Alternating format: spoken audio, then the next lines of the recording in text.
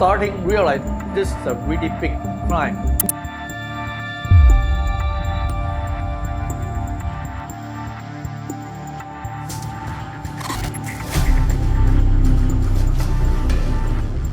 It was a dark, frigid night in Moscow in 2014 when one of the Kaspersky Lab employees received an alarming call that would set off a high-stakes cybercrime investigation. On the line was a bank employee, seemingly the most paranoid and stressed-out man the Kaspersky worker had ever spoken to. He said, "Get your ass over here because, some shit is going on." The bank teller was so worried that someone was listening to him that he would not explain the situation over the taped phone line. Immediately, he demanded that they meet face to face. As darkness descended, the two men met in a dark alley. During that moment, the bank employee disclosed that their crown jewel domain controller server was inexplicably transmitting large amounts of confidential data to unidentified servers in China. The entire bank's network revolved around this domain controller. Whomever held control of it might affect everything. The revelation that the bank employee made sent shivers down the spine of the Kaspersky expert. The hackers probably had the keys to the kingdom when they took over the domain controller server. They could have peered into consumer accounts, stolen money, and secretly sent millions of dollars across international banking wires. This was no random cyber attack. The perpetrators had gained fundamental access to the multi-billion-dollar bank.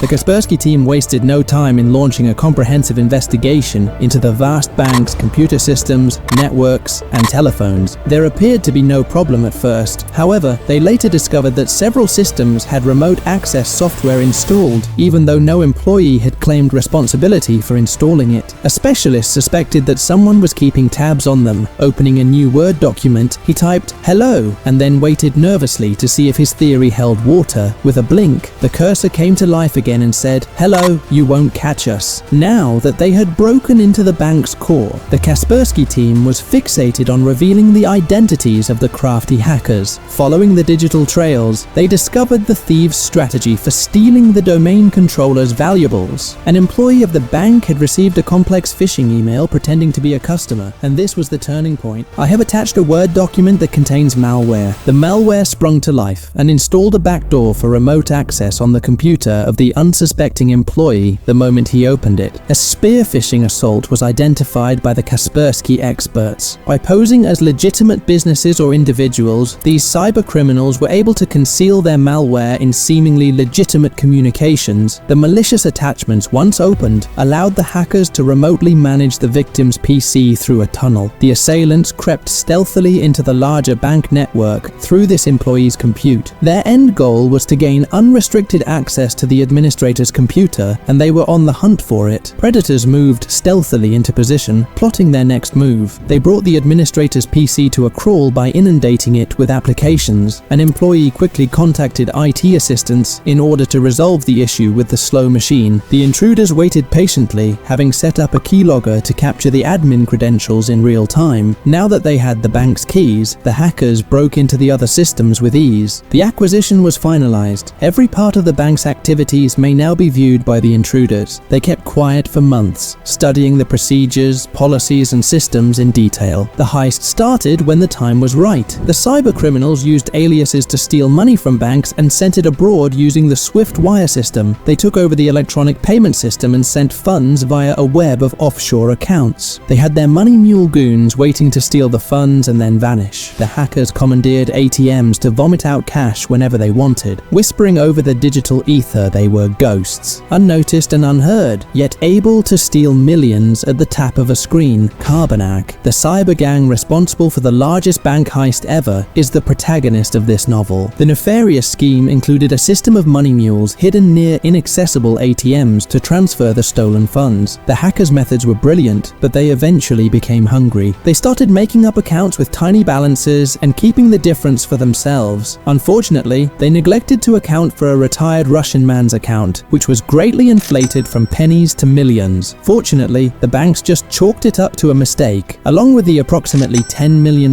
in loot, the hackers skillfully hid their tracks, going missing. A few weeks down the road, Kaspersky Labs' Eugene Kaspersky went to a cybersecurity conference with the intention of spreading the word. Surprisingly though, he wasn't the only one. Europol had discovered such heists at other European banks as well. The affected financial institutions, Europol, and intelligence organizations were brought together by Kaspersky to form the Joint Cybercrime Action Task Force, JCAT.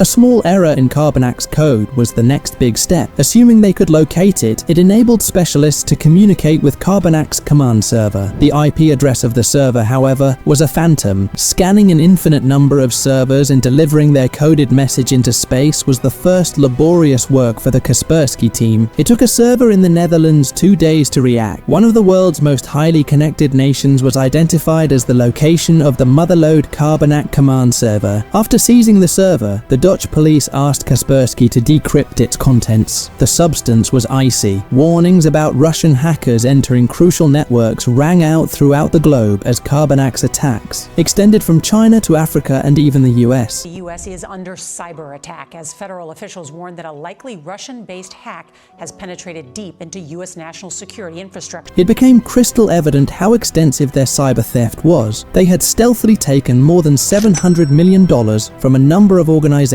across the globe without anybody noticing. JCAT went into high gear, liaising with international intelligence organizations such as the FBI, CIA, and their counterparts in Russia and Romania, who had been on the lookout for Carbonac's enigmatic members. At the very moment that the net appeared to be drawing near, the hackers disappeared. Months after that, in 2016, they made a triumphant return to Taiwan. 2 inexperienced money mules, however, would set them on the path to ruin. A concerned neighborhood resident noticed that 2 frightened mules had attempted to access compromised ATMs, but they promptly exited the machine, leaving behind a mound of cash. The citizen called the authorities because he was worried. Investigative authorities wasted little time in reviewing ATM surveillance footage from the bank. It came to light that the crime had been massive, with over $2 million stolen from multiple accounts. In an effort to find the criminals, 500 officers worked non-stop to analyze surveillance material. The 22 suspects, the majority of whom were Russians or Eastern Europeans, were quickly and competently identified by them. The majority of Carbonac vanished before authorities could apprehend them, despite being apprehended in the act. As the government drew near, only 3 managed to escape Taiwan. Andreas Peregudovs, a Latvian man accused of being the ringleader, was the subject of widespread media coverage. Afraid for his safety, he concealed his portion of the treasure trove in the mountains. The 2 surviving mules chose to hide their loot in the lockers at the train station. 2 individuals from Eastern Europe showed up at the train station just a few hours later to retrieve the suitcase stash. They had no idea that the city's extensive CCTV network was keeping hundreds of Taiwanese police officers apprised of their whereabouts at all times. After police followed them to a hotel, the suspects slackly left their luggage in their room and proceeded to brunch. A rat trap was set up by the cops. Officers waited for the 2 to finish eating before moving in to apprehend them in a coordinated takedown. Approach to their table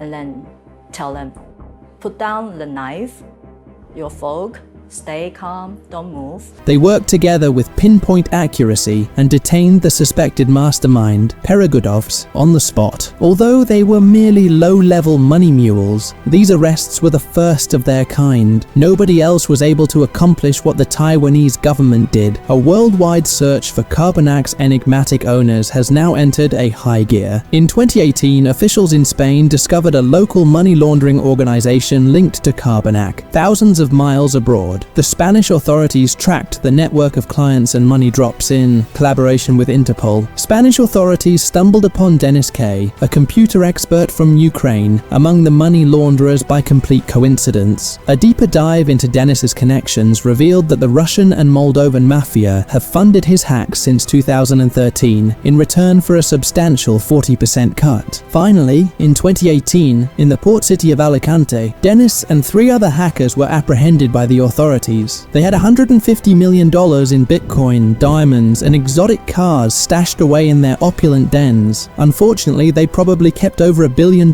cyber plunder hidden away. Dennis was portrayed as the leader, but according to analysts, he was actually simply a cog in the vast Carbanak machine. The gang is still at it today, using a variety of guises to prey on unsuspecting victims and extort millions more. However, we are getting closer to bringing Carbonak's masters into the light with each new lead. This has been one of the most extensive and complex cyber heists in history, and we appreciate you coming along for the ride. If you want to be the first to know about our next cybercrime dive, please subscribe, like, and share this video. We can find the truth if we work together.